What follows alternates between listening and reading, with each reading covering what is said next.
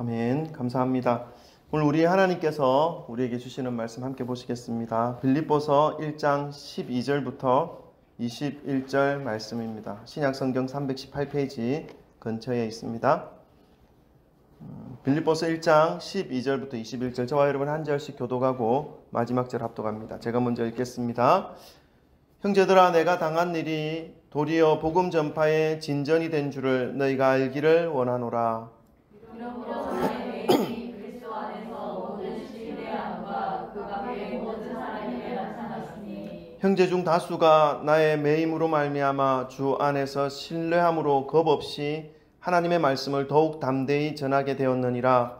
어떤 이들은 투기와 분쟁으로 어떤 이들은 착한 뜻으로 그리스도를 전파하나니 이들은 내가 복음을 변정하기 위하여 세우심을 받은 줄 알고 사랑으로 하나 그들은 나의 매임의 괴로움을 과하게 할 줄로 생각하여 수차 종들에게 같음으로 그리스도를 전파하느니라. 다 같이 읽습니다.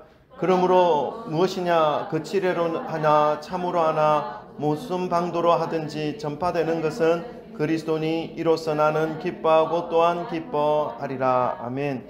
우리 21절이지만 18절까지만 읽었습니다.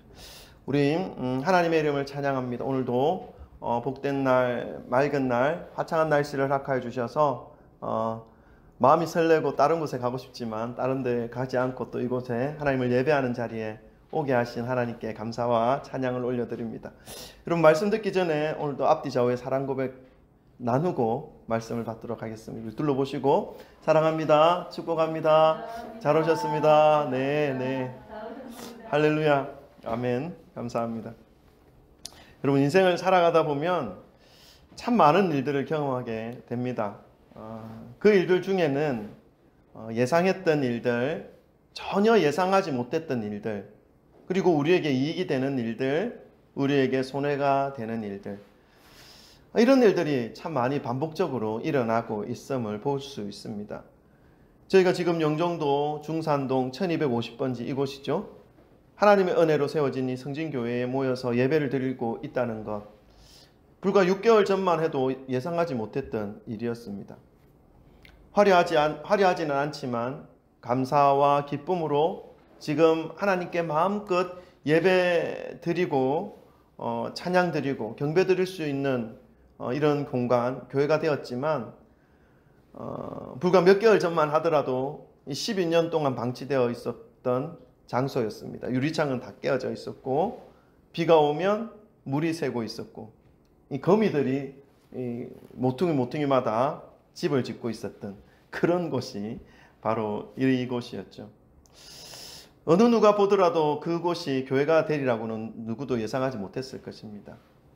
처음 상태를 보면서 18평밖에 안 되는 건물이기 때문에 적어도 길어도 4주 정도면 인테리어가 끝날 것이라는 생각을 가졌지만 오늘이 몇 주째입니까?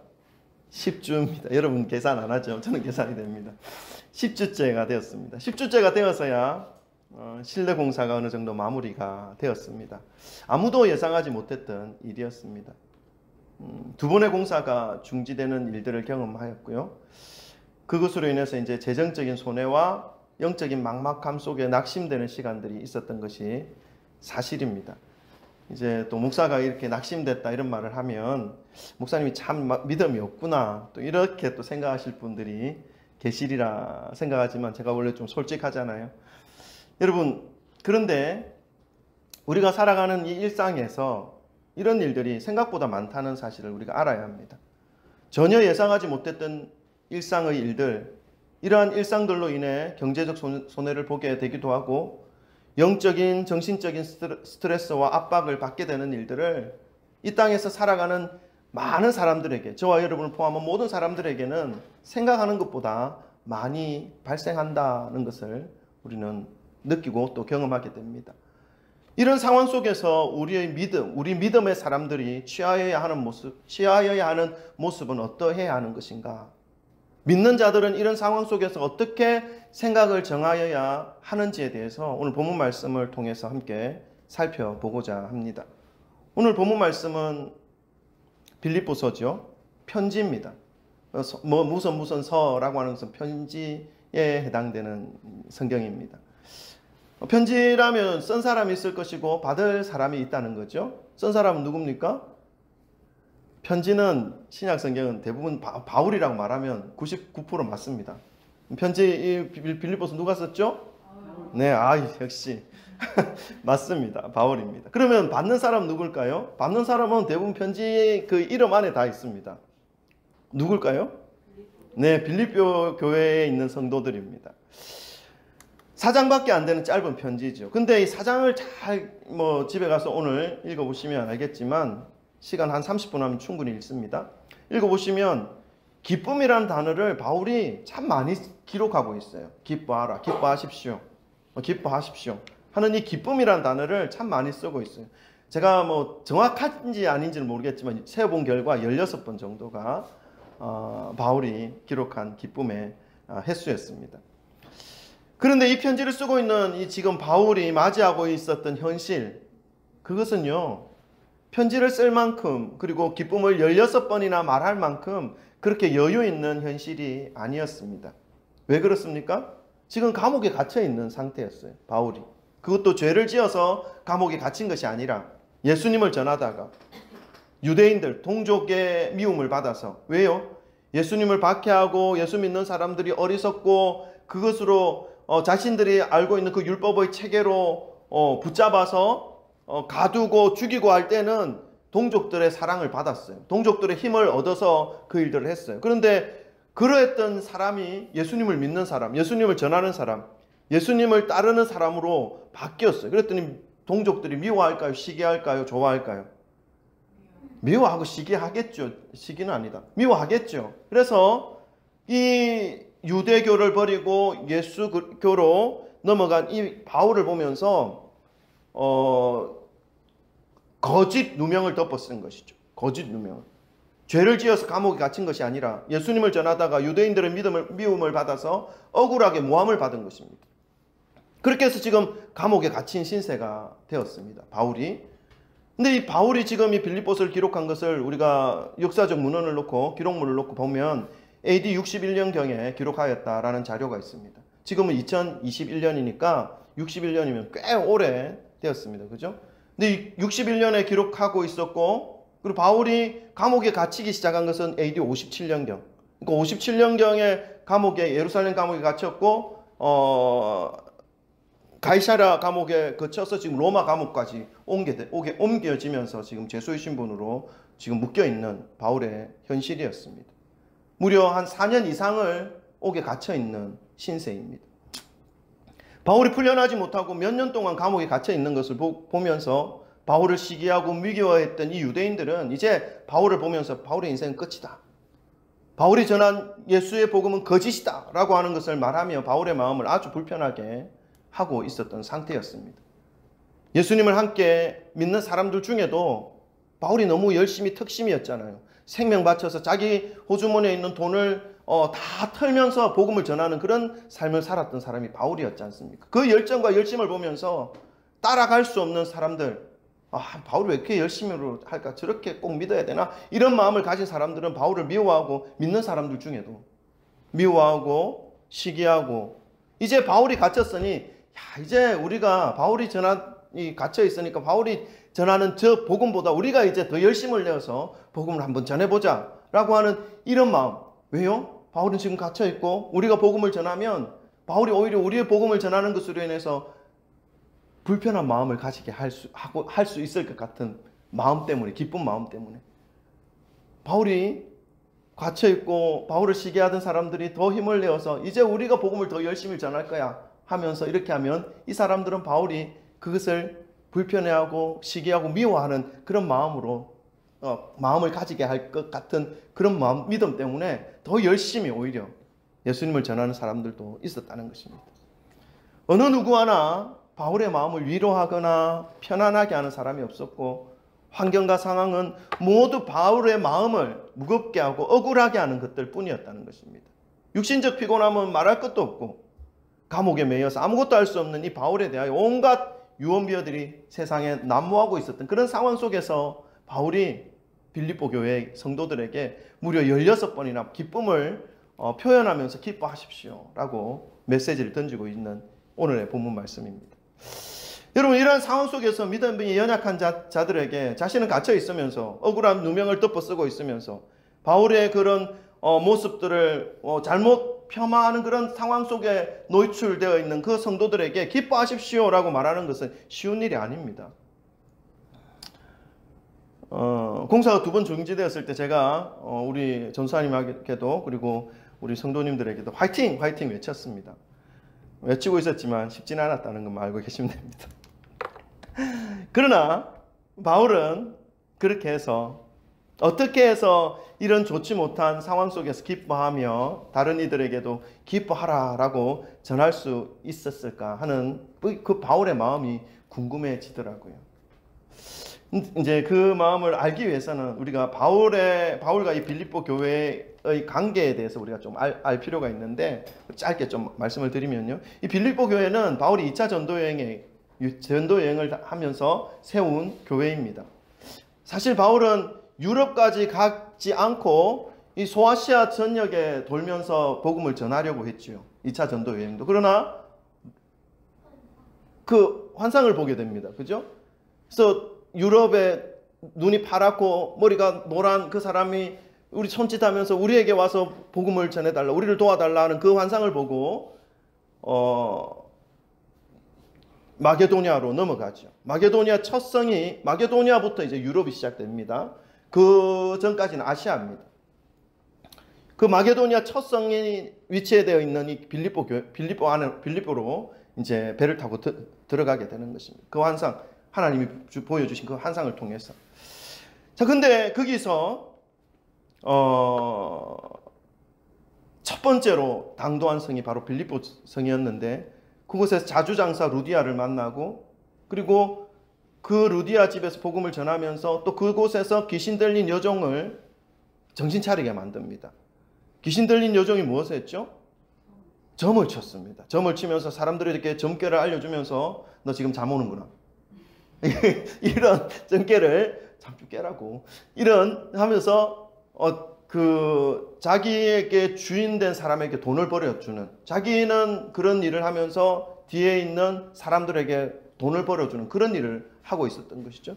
근데 바울이 그 여자를 하나님의 복음으로, 성령의 능력으로 깨끗한 정신, 맑은 정신으로 치료해 주었습니다. 그랬더니 점을 못 치는 거예요. 악한 영에 의해서 사람의 어떤 미래에 대하여 얘기해 주는 그 일들을 못하는 것입니다. 그랬더니 그 여인에게 소득을 얻고 있었던 사람들이 한두 명이 아니었어요. 그 사람들이 어떻게 하겠습니까? 바울을 고소하는 거죠. 고발하는 거. 그것으로 인해서 바울이 옥에 갇히게 됩니다. 그게 뭐 성령의 능력으로 옥문이 열리고 착고가 풀어지는 그런 역사를 경험하게 됩니다. 그 감옥에서 찬송과 기도함으로. 근데 바울은 도망치지 않고 그 자리에 계속 머물러 있죠. 근데 간수가 자결하려고 할 때 우리가 다 여기 있다, 도망치지 않았다 말하면서 간수에게 복음을 전할 때에 간수의 모든 가족들이 다 예수님을 믿는 그런 역사가 일어났던 곳이 바로 빌립보 지역이었죠. 자, 그렇게 해서 생겨난 교회가 빌립보 교회입니다. 그리고 이 빌립보 교회는 바울과 이 복음을 전하는 이 바울과 계속해서 끊임없이 이 복음의 연결고리를 가지고 있었던 교회였던 것이죠. 그 뒷부분을 우리가 좀 살펴볼 텐데, 이 아름다운 관계를 가지고 있었던 이 빌립보 교회 성도들에게 이 지금 바울이 지금까지 읽어보셨던 빌립보서 1장 1절부터 10몇 절까지는 자신의 매임, 자신의 옥에 갇혀 있다는 이 사실에 대해서 한 번도 말씀 언급하지 않았습니다. 그러나 12절에 와서는 한번 짧게 언급합니다. 우리 12절 말씀을 읽어볼까요? 1장 12절 말씀 다 같이 읽습니다. 시작. 형제들아, 내가 당한 일이 도리어 복음 전파에 진전이 된 줄을 너희가 알기를 원하노라. 아멘. 이 빌립보 교회 성도들이 바울이 지금 로마 감옥에 갇혀 있다는 상황을 전해 듣고 있었습니다. 그것도 이 바울이 왜 감옥에 갇혔는지를 정확하게 알고 있었던 것이죠. 오직 복음을 위해서, 영혼을 구원할 목적으로 로마에까지 가서 복음을 전하고자 했던 바울의 마음을 이 빌립보 성도들은 다 알고 있었기 때문에 바울 자신을 놓고 볼 때는, 인간적으로 볼 때 충분히 억울해할 수 있는 그런 상황이었다는 것을 알고 있었습니다. 왜 그렇습니까?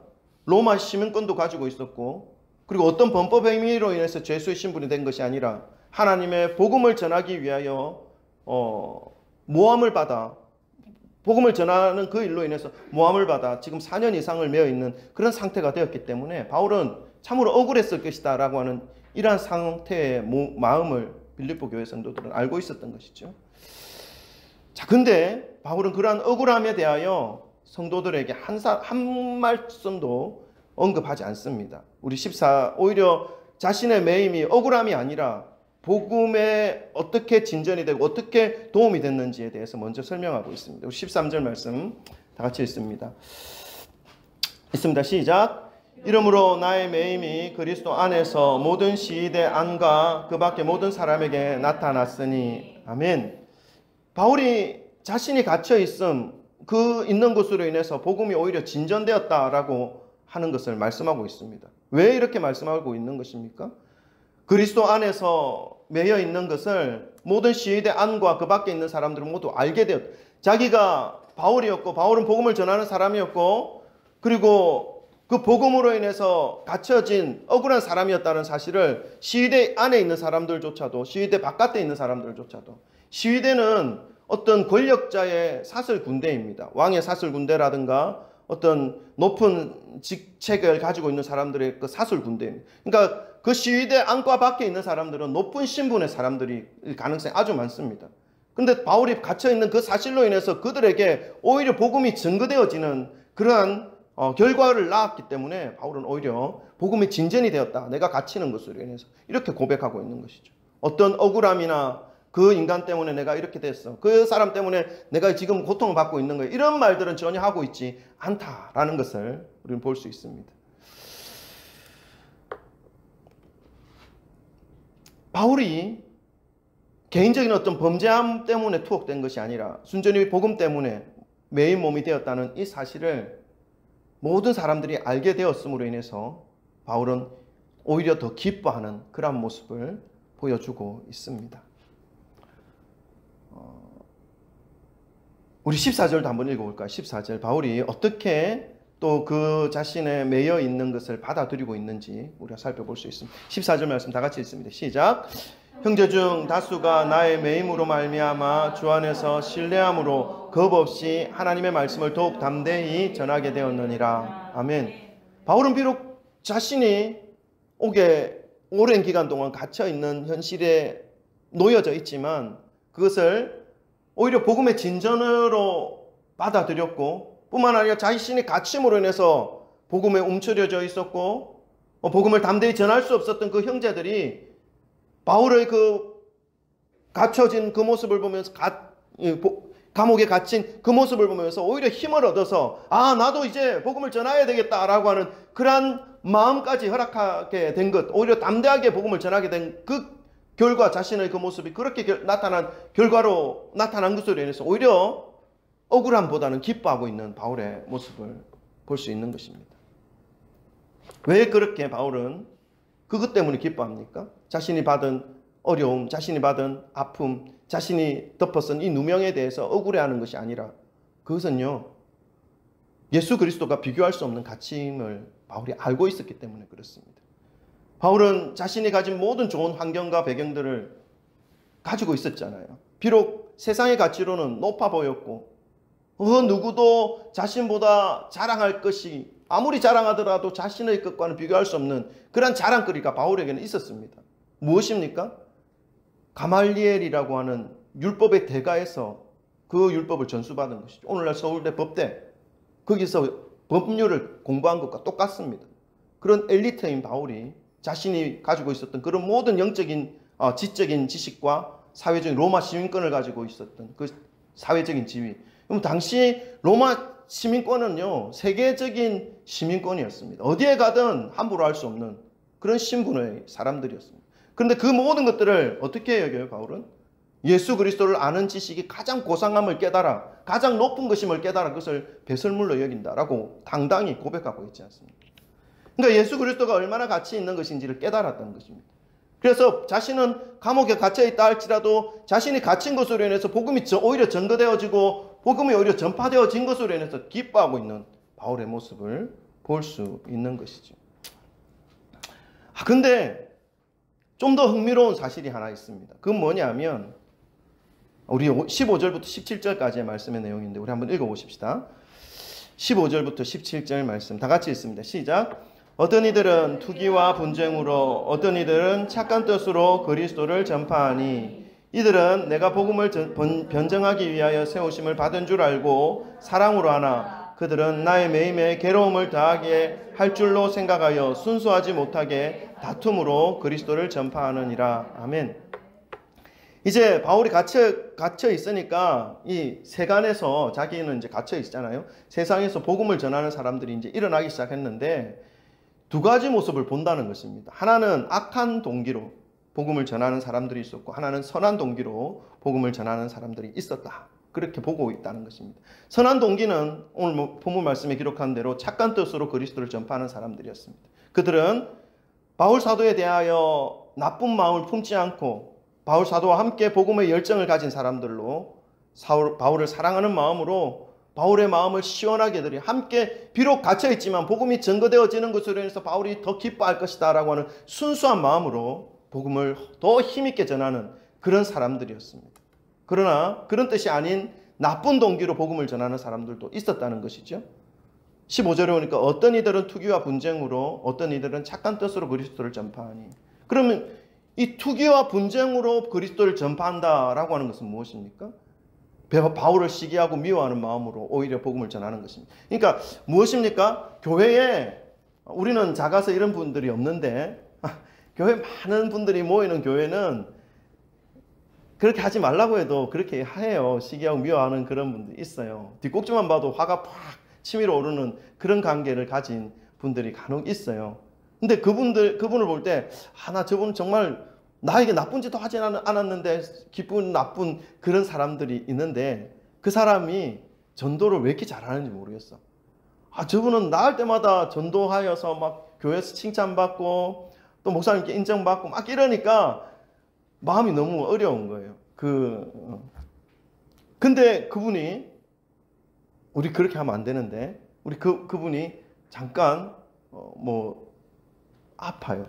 감기도 걸리거나 뭐 교통사고는 잠깐 병원에 입원했어요. 오히려 그때에 이제 내가 더 열심을 내어서 그분보다 더 멋진 결과물을 나타내 보이겠다고 하는 그런 마음을 가지는 분들이 간혹 있어요. 이제 이런 어떤 경쟁 심리나 이런 시기하는 그런 마음으로 바울을 더 어렵게 할 목적으로 오히려 복음을 더 힘있게 전하려고 하는 그런 사람들도 있었다는 것입니다. 바울의 영향력이 이미 점점 많아지는 그것들을 보면서 이 사람들에게 시기와 경쟁으로 작용하였다는 것이죠. 그래서 이들은 바울에 대하여 근거 없는 소문들을 퍼뜨리면서 바울의 마음을 괴롭게 하고 있었던 것이죠. 그들의 목적, 복음을 전하는 그들의 목적도 바울의 마음에 괴로움을 더하게 하기 위한 그러한 목적이었던 것입니다. 여러분, 바울이 지금 감옥에 갇혀 있고 여러분이 지금 그런 바울의 마음과 상태에 놓여 있다면 이런 일들, 바울에 대하여 잘못된 말들을 퍼뜨리면서 오히려 바울이 없어도 이제는 복음이 전거될 수 있어. 우리가 복음을 더 열심히 전가하면 바울이 했던 것보다 더 크게 잘 복음을 전할 수 있어. 이런 말들이 바울에게 들려오게 된다면 여러분에게 들려오게 된다면 어떤 마음이 들까요? 이런 마음이 들지 않을까요? 바울이 어떤 마음을 가졌는지 우리가 좀 이 상황에서 함께 살펴보기를 원합니다. 바울이 뭐라고 말합니까? 우리 18절 말씀을 한번 읽어보겠습니다. 그런 상황 속에서 바울이 말하는 겁니다. 18절 다 같이 읽습니다. 시작. 그러면 무엇이냐? 거칠애로 하나 참으로 하나 무슨 방도로 하든지 전파되는 것은 그리스도니 이로써 나는 기뻐하고 또한 기뻐하리라. 아멘. 여러분, 바울은요 그것으로 인해서 오히려 마음 어려워하지 않았어요. 아니, 내가 없는 중에 저들이 그렇게 열심히 한다고? 아니, 내가 나가면 보자. 어떻게 내가 그들 또 코를 납작하게 만들까? 이렇게 말을 하는 것이 아니라 오히려 뭐라고 말하죠? 할렐루야. 어떤 방법으로든지 나를 괴롭게 하려고 하든지 아니면 나를 기쁘게 하려고 하든지 나를 무너뜨리려고 하든지 나를 짓밟으려고 하든지 상관없이 그리스도만 증거되어진다면, 예수님이 생명이고 예수님이 길이고 예수님의 구원이 있다는 것을 한 사람이라도 어떤 목적이든 간에 알게 되어진다면 나는 그것으로 기뻐한다. 아멘.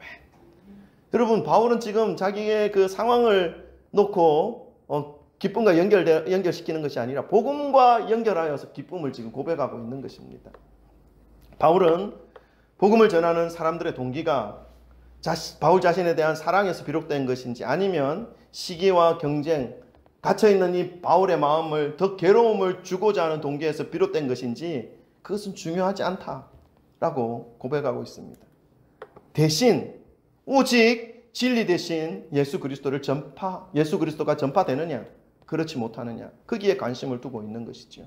어떻게 하든지 예수 그리스도만 전파되어진다면 그것으로 인해서 어둠에서 죽어가던 한 영혼이 주님 앞으로 돌아와 함께 형제 자매가 되어서 저 천국 백성이 되어지기만 한다면 그것으로 최고의 기쁨을 삼고 있는 바울의 모습입니다. 바울 사도의 기뻐할 수 있고 기뻐할 수 없는 기준이 무엇입니까?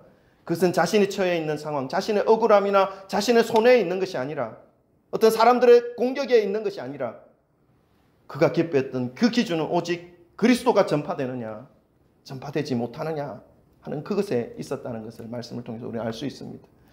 복음에 대한 단 하나의 마음, 그 열정을 가지고 있었던 바울의 모습입니다.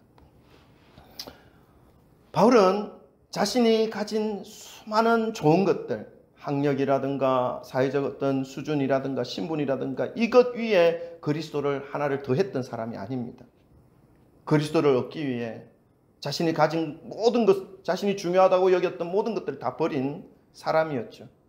그가 가진 어떤 야망이나 계획이나 생각 속에 거기에 더해서 그리스도가 있었던 것이 아니라 오직 그리스도의 복음만 가지고 있었던 사람이 바로 바울이었다는 것을 우리는 이 말씀을 통해서 깨달을 수 있습니다. 우리가 보고 있는 이 상황만 놓고 보더라도 바울이 힘들겠구나, 다른 사람들이 비난하기도 하고 괴롭히니 어렵겠다, 게다가 유언비어까지 퍼뜨려지는 상황 속에서 몰려있으니 얼마나 답답하고 어려울까 하는 이런 마음을 우리가 가질 수는 있지만 사도 바울은 그러한 것에 전혀 개의치 않았다라는 것을 알 수 있죠. 저는 오늘 이 본문 말씀을 가끔 묵상합니다. 묵상할 때마다 바울의 마음을 깊이 생각해 봅니다. 상황과 상관없이 기뻐할 이유를 발견한 바울이었죠. 좋지 못한 상황이었지만, 어렵고 힘든 상황이었지만 바울이 결정한 것은 기쁨을 결정한 것입니다. 상황을 넘어서서 상황 너머에 있는 하나님의 뜻을 발견한 바울이었기 때문에 그렇게 할 수 있는 것입니다. 상황 속에서 하나님의 뜻을 발견하지 못한다면 여전히 어려움이고 원망이고 불평이 그 마음을 채워 그 마음을 이끌어 나갈 수밖에 없습니다. 우리는 이 상황 속에서 우리에게 원하시는 하나님의 뜻이 무엇인지를 더 깊이 깨달아야 하는 것입니다. 좋지 못한 상황을 놓고 그 상황 너머에 있는 하나님의 뜻을 발견하지 못한다면 우리는 기뻐할 수 없습니다. 이 말씀과 이 공사와 연결시켜서 좀 생각을 해보았습니다. 첫 번째 공사 중지로 인해서 몇백만 원이 손해가 났습니다. 정말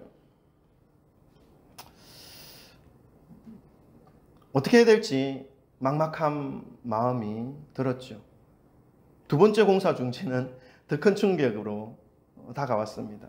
교회를 누구보다도 잘 아는 분들이었고 신뢰할 만한 분들이었기 때문에 그렇죠. 그래서 사실 낙심이 되었습니다. 근데 그 후에 하나님의 역사를 보게 하셨습니다. 노예 어른 목사님이 직접 오셔서 도와주셨고 또 지역에 몇 분의 목사님들이 교회를 사랑하는 마음으로 도저히 저희 혼자 해결할 수 없는 일들을 하나씩 해결해 주셨습니다. 제가 먼저 도움을 요청한 것이 아닙니다. 기도하고 있었던 것이죠. 제가 도움을 요청한 사람은 딱 한 사람이었습니다. 우리 형이죠. 제 뒤에 졸고 있어요. 그래서 2주간 형이 와서 전체적인 공사를 마무리했습니다. 일상 속에서 하나님의 뜻과 계획을 발견해 나가기가 쉬운 일은 아니라는 생각이 듭니다. 그러나 오늘 본문 말씀과 연결해서 이 성전 건축 중에 겪은 일들을 바라본다면 하나님의 깊은 뜻이 있다는 마음이 듭니다. 그 중간에 공사 2번의 중지로 인해서 형님 교회 일을 하겠어요? 이 공사 중지가 되는 바람에 와서 그래도 교회가 어떤 곳인지 알게 되고, 어찌 보면 제가 개인적으로 하나님 앞에 기도하며 시간을 좀 가진 것은 형을 향한 하나님의 마음이 있구나. 아멘. 있구나. 분명히 그런 게 있구나 하는 것을 느끼면서 감사했어요. 오히려 2번 중지된 그 상황은 너무 힘들고 힘겨운 그런 시간이었지만 형과 나와의 관계가 더 깊어지고 회복될 수 있는 그런 기회를 하나님께서 주셨지 않았을까, 그런 생각을 가지면서 오히려 감사했습니다. 아멘. 여러분, 여러 가지 말 못할 어려움이 분명히 살아가는 상황 속에는 있습니다. 이 공사를 통해서 주님의 구원의 역사가 더욱 뚜렷하게 증거되어지게 하신 하나님의 은혜가 있다는 것을 발견하게 될 때, 우리가 겪게 되는 여러 가지 많은 어려움 그 속에도 분명히 하나님의 은혜가 있다라는 것을 우리는 발견할 수 있어야 하는 것이죠. 그래서 이것을 발견하게 되면 오늘 바울처럼 기뻐하십시오, 기뻐하고 기뻐하라 라고 말할 수 있는 그러한 믿음이 우리 내면에서부터 가식적인 것이 아니라 울려 퍼질 수 있는 그러한 우리의 모습이 될 수 있다라는 것을 저는 여러분에게 말씀드리고 싶습니다. 하나님의 살아계심을 기억하시면서 어떤 좋지 못한 상황 속에서라도 바울이 기쁨을 선택한 것처럼 상황을 초월하셔서 역사하시는 하나님의 뜻을 붙잡고 발견하심으로 오히려 더 기뻐하시고 오히려 더 기뻐한다라고 고백하시면서 하나님과 함께 믿음의 길을 함께 달려가시는 사랑하는 모든 성도님들이 되시기를 주님의 이름으로 간절히 축원드립니다. 아멘. 기도하십시다.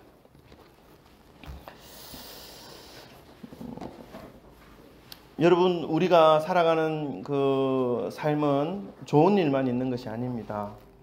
때때로 우리가 예상하지 못했던 정말 도저히 일어설 수 없을 것만 같은 그런 힘겨움에 놓여질 때도 있습니다. 그러나 그럼 그 상황 너머에서 역사하시는 하나님의 뜻, 그것을 통해서 그 상황 속에서 밖에 나타내 보이실 수 없는 하나님의 계획하심, 우리 그것을 붙잡고 기뻐하며 나가기를 원합니다. 하나님, 제 삶 속에 어떤 환경 속에 어떤 상황 속에 있다 하더라도 하나님을 기뻐하며 하나님의 뜻들을 바라보며 소망 가운데 달려가는 믿음을 허락하시고 결국 하나님께서 행하시는 놀라운 일들 가운데 나의 삶이 놓여지게 되게 하여 주시옵소서. 우리 주여 3번 부르짖고 오늘 말씀을 의지하여 함께 기도하도록 하겠습니다. 기도합니다. 주여, 주여,